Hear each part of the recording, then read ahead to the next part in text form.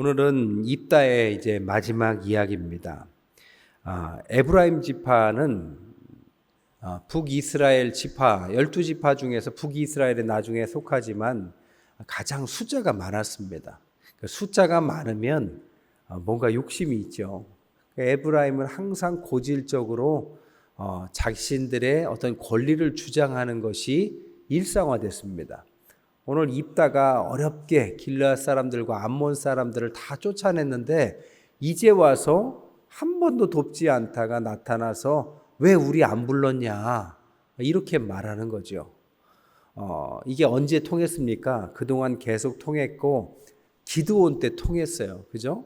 사사 기드온 때 그렇게 막 볼멘 소리를 하니까 기드온이 뭐라고 합니까? 8장에 말하기를 에브라임의 끝물 포도가 아비에셀의 만물 포도보다 낫지 않냐.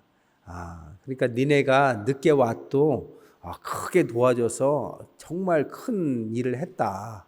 그러면서 노가 풀렸다. 이런 구절이 나오죠.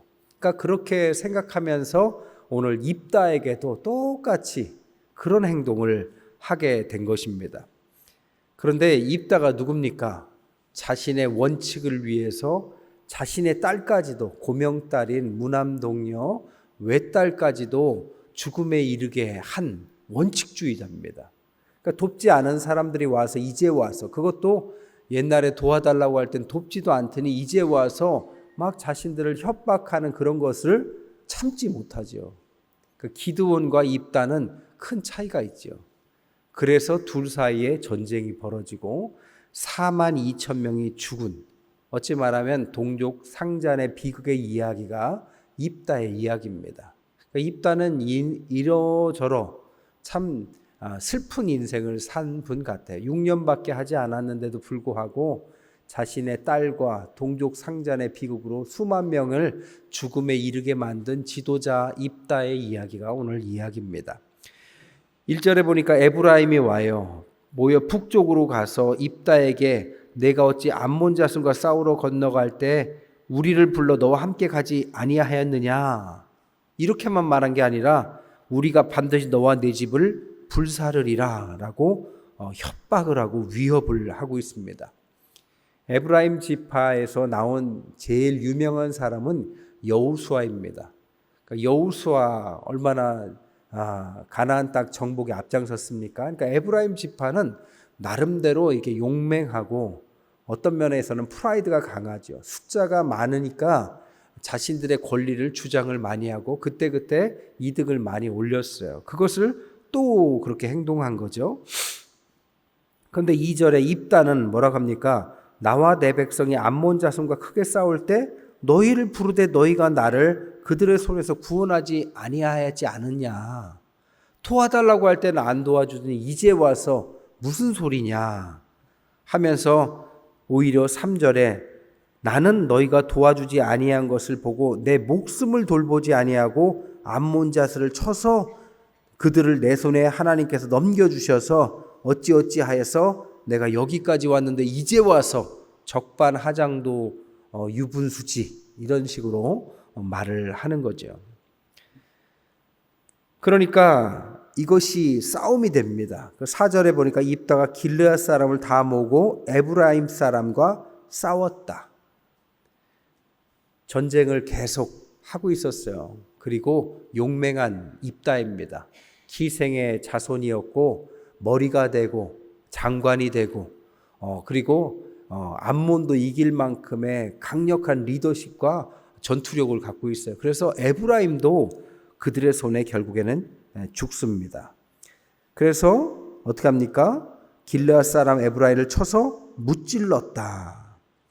길르앗 사람은 본래 에브라임에서 그런데 이렇게 된 원인 중에 하나가 있습니다. 에브라임이 자신의 어떤 이득을 위해서만 이야기한 것이 아니라 말을 한번 잘못하죠. 4절에 보니까 이는 에브라임의 말이 너희 길르앗 사람은 본래 에브라임에서 도망한 자로서 에브라임과 므낫세 중에 있다. 이렇게 홧김에 얘기한 것이 전쟁의 도화선이 됩니다.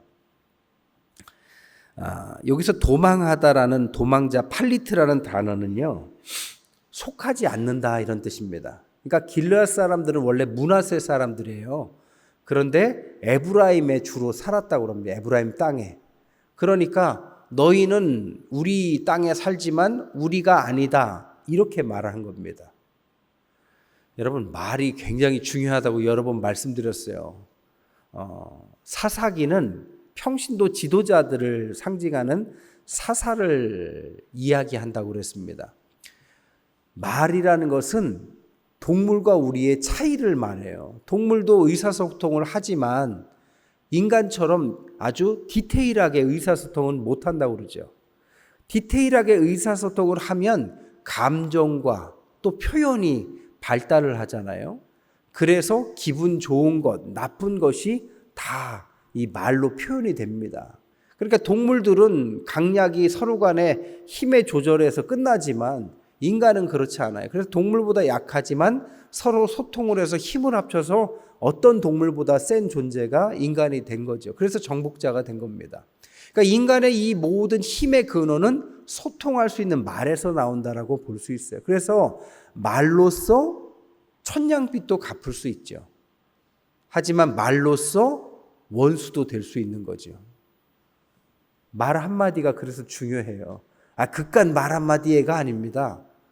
말을 어떻게 하느냐가 가정의 화목과 교회의 평화와 나라와 민족의 미래도 사실 이 말 한마디가 중요해요. 그 사람의 위치가 높을수록 그렇습니다. 말을 장난삼아 이상하게 비꼬듯이 하는 습관이 있는 분들도 있어요. 사람들이 좋을 땐 그것은 허허하지만 그것이 그 사람들의 약점이나 듣기 싫은 이야기를 할 때는 그게 10년, 20년의 사이를 파멸시킬 수도 있습니다. 싸움이란 대단한 것 갖고 싸우는 게 아니에요.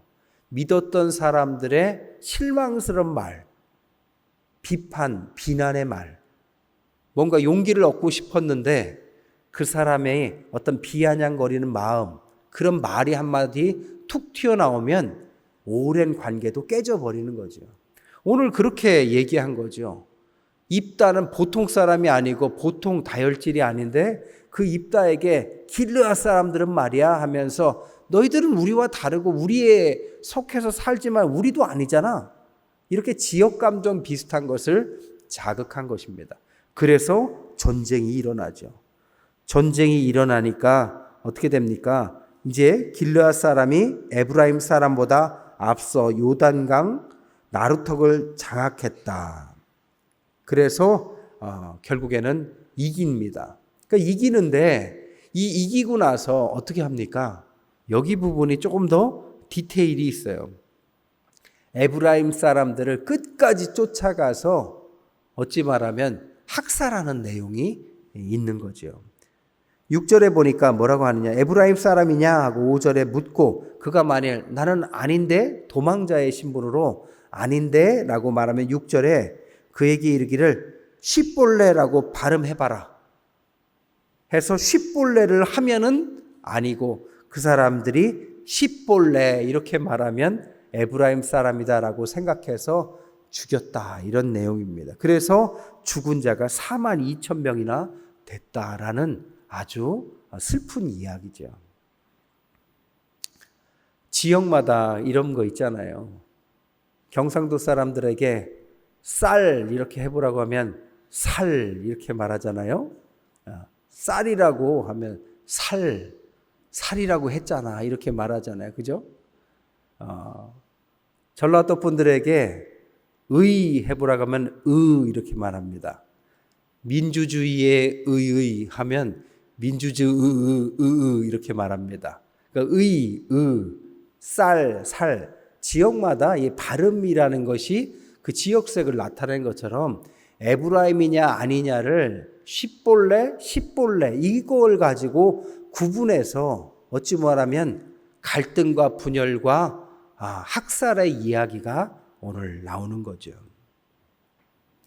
역사적으로 이런 이야기들이 많이 있지만 1994년에 있었던 르완다 내전에 딱 이런 이야기가 있습니다.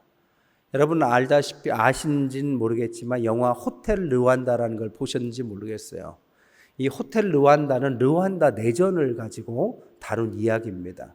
근데 거기에는 역사가 있어요. 벨기에가 아프리카의 르완다를 점령합니다. 근데 민족이 이렇게 지역 같은 민족 같은데 조금 다르게 생겼어요.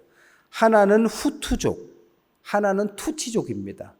후투족은 조금 키가 작아요. 그리고 코가 넓어요.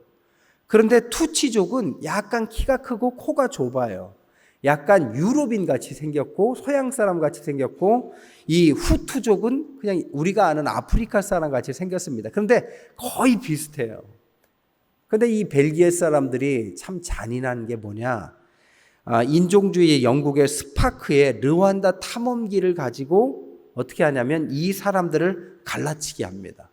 그래서 85% 농사를 주로 짓는 후투족이 주로 많았는데도 불구하고 이 투치족의 15%밖에 되지 않는 사람들을 지배계층으로 만들어버려요. 그래서 그 사람들이 인종적으로 유럽을 닮았고 더 훌륭하다라고 자꾸 가르칩니다. 그래서 민족끼리 싸우게 만들고 그들을 지배계급으로 만들어서 숫자가 15%밖에 되지 않는데 85%를 다스리게 만듭니다. 왜? 자신이 여기를 지배하게, 용이하게 하려고 갈라치기를 한 거예요. 근데 사람이라는 게 그런 일을 당해도 알아도 그런 차별을 계속 겪다 보면 갈등이 생기죠. 그래서 민족끼리 굉장히 갈등이 심해졌습니다.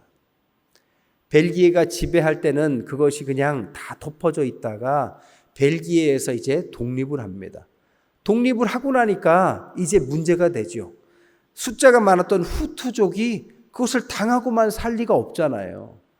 그러니까 투치족보다 숫자가 많으니까 대통령 선거에 이 후투족 대통령이 선출합니다.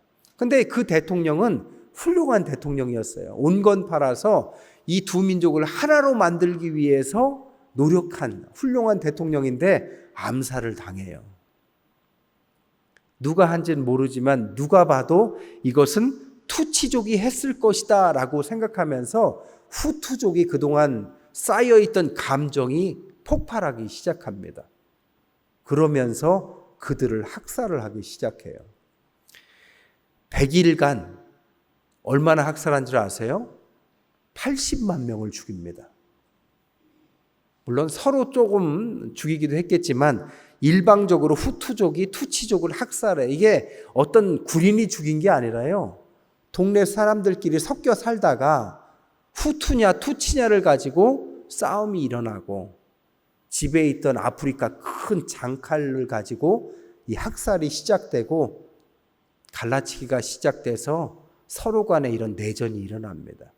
그때 이 후투냐 투치냐를 구분할 때도 비슷한 기준을 가졌어요. 발음 문제. 누가 후투냐 투치냐. 그리고 코가 누가 좀 크냐 좁으냐. 여러분 구분이 될 것 같아요? 그리고 생각해 보세요. 후투족과 투치족이 서로 섞여 살았기 때문에 혼혈이 대부분이에요.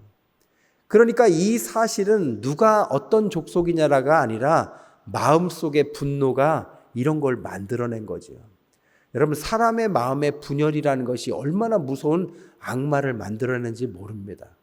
이웃에 평생 살아도 이런 지역 감정이 한번 시작되면 잔인한 학살의 이야기들이 여러 군데 일어나죠. 한국에도 이런 게 있잖아요. 어느 나라나 이런 일들이 흔합니다. 이 이야기, 학살의 이야기가 오늘날 우리에게도 일어날 수 있다는 거. 물론 우리가 서로 간에 막 죽이거나 그러진 않겠지만 이런 분열의 이야기들을 통해서 우리도 분열을 조심해야 되는, 그것을 교훈으로 삼아야 되는 것입니다. 오늘 이야기를 통해서 저는 몇 가지 교훈을 얻기를 원해요. 첫 번째, 불평불만을 했던 에브라임과 그에 대한 심판자 입다, 이 대결 구도는 너무나도 위험한 구도입니다.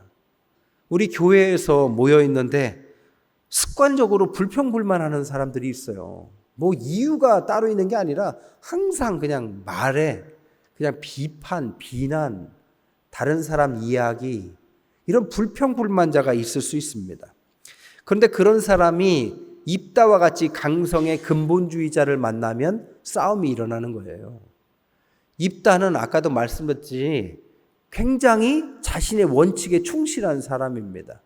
하나님이 원치도 않았던 그런 서원을 통해서 딸까지 죽인 사람이에요. 여러분, 이것을 근본주의자라고 그래요. 너무 원칙. 이 원칙을, 물론 원칙이 중요하지만 어떤 원칙을 고수하기 위해서 그 원칙 이외의 사람들과 구분하는 사람, 이런 원칙주의자들은 항상 이분법을 만들어요. 그리고 선과 악을 만듭니다. 내 말을 잘 들으면 선이에요. 내 말을 안 들으면 악이에요. 그래서 불평불만자나 이런 문제가 엮이기 시작하면 이분화되기 쉽다고요. 사람에게는 모두에게 이런 속성들이 조금씩은 있습니다. 하지만 이 극단적인 이런 성향들이 지도자가 이런 성향을 갖게 되면 안 되는 거죠. 여러분, 아까도 말했지만 똑같은 사사였지만 기드온과 입다를 비교해 보세요. 똑같이 에브라임이 와서 불평했지만 입다는 그것을 가만 놔두지 않고 전쟁까지 가서 끝까지 쫓아가서 바른 문제까지 꼬집어서 4만 명이 넘는 동족을 학살했다니까요. 원칙을 지키기 위해서. 근데 기드온은 어떻게 합니까? 잘 달래서 그래 네가 참 훌륭해. 다독여서 전쟁이 없었잖아요. 여러분, 이런 역할을 하는 것이 신앙인입니다. 사단의 의미가 뭔지 아세요? 사단의 뜻이 분열이라는 뜻입니다. 사단은 그럴듯한 말로 분열시켜요. 우리가 분열할 만한 일이 얼마나 많습니까? 그잖아요? 우리가 교회 내에서도 지역 간에 어느 지역 분열할 수 있어요. 교회 내에서도 정치가 무슨 당 분열할 수 있어요.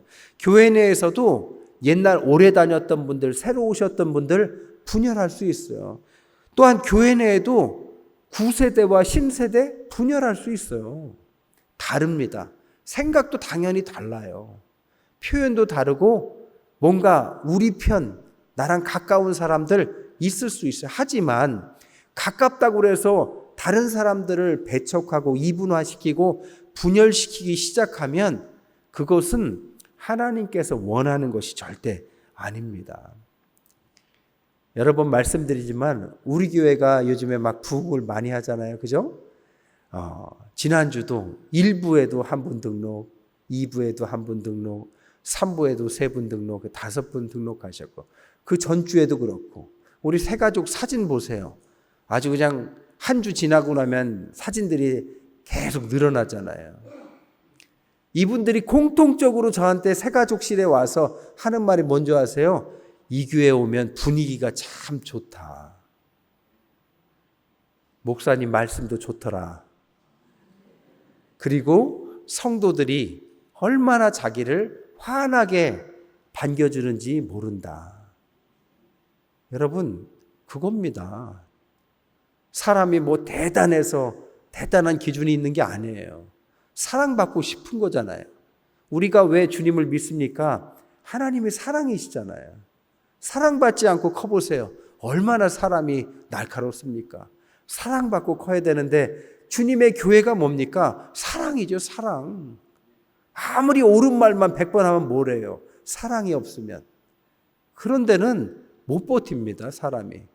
사랑이 있어서 조금 실수해도 도닥이고 잘할 수 있게 격려를 해주고 뭘 잘하면 막 박수 쳐주고 막 으쌰으쌰하고 이렇게 돼야지.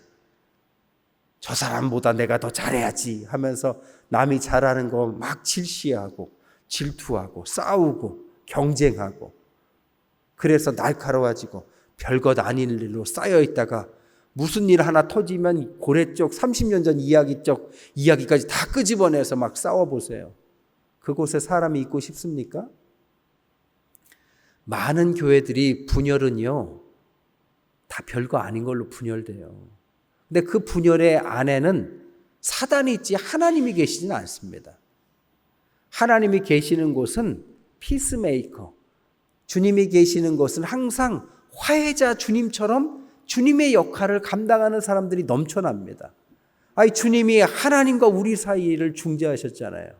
인간과 인간 사이를 중재하셨잖아요.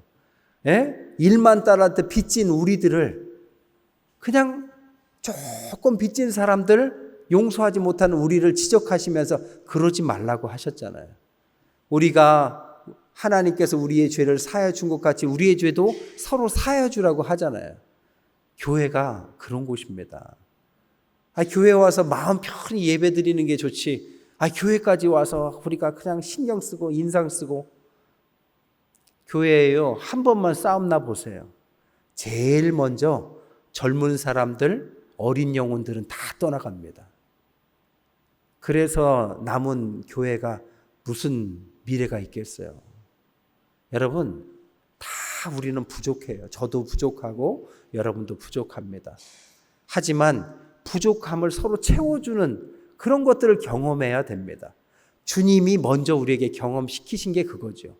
우리의 죄인 된 것을 덮어주시고 구원해 주시고 깨끗하다 해주시고 집 나간 아들을 다시 아들 삼아 주신 것처럼 돌봐주시고 그 사랑 입은 사람이 또 사랑하고 이게 교회지. 교회가 막 주문해 오듯이 기도하고 하고 네가 아냐 모르냐 얼마나 됐냐 온 지 얼마나 된 것이 저 난리다. 이런 곳은 진정한 교회가 아닙니다. 서로 사랑이 넘치고 사랑하고 하자 하면 으쌰으쌰하고. 우리 요즘에 임원분들이 저한테 와서 그랬어요. 요즘에 우리 성도들이 은혜 충만해서 하자 하면은 막 그렇게 같이 하는 사람이 많대요. 그래서 일하기가 너무 좋다고. 저게 얼마나 기쁜지 모릅니다. 전 그런 교회가 됐으면 좋겠고 앞으로도 그런 교회가 됐으면 좋겠어요. 그래서 부족하지만 서로 채워가고 도와주고 기도해주고 뭐가 잘 되면 막 박수 쳐주고 막 질시보다는 서로 그런 기쁨이 넘치고 누가 어려우면 같이 울어주고 약점이 있으면 덮어주고 그래서 그 사람 다시 일어날 때까지 기도해주고 그런 교회가 얼마나 좋은 교회입니까? 그것이 주님이 주인 되는 교회인 줄 믿습니다. 말씀을 정리할게요. 모든 분열은 교만에서 시작했습니다. 에브라임이 숫자가 많다고 교만했고 입다가 자신이 싸움을 잘한다고 교만했고 이 교만으로 시작했는데 결국에는 승자가 있는 게 아니라 결국에는 수많은 사상자를 낸 파멸로 끝을 맺었다라는 것입니다. 여러분, 사단은 분열, 주님은 화합. 우리는 주님의 자녀들입니다. 주님의 자녀들로서 화합하고 사랑이 넘치셔서 우리 태평교회에 새로 오시는 분들이 세상에 여기가 천국이네, 정말 주님 살아계시나 보다, 이런 것들을 매번 고백하시는 그런 귀한 교회 되시기를, 그런 가정 되시기를 주님의 이름으로 축원합니다.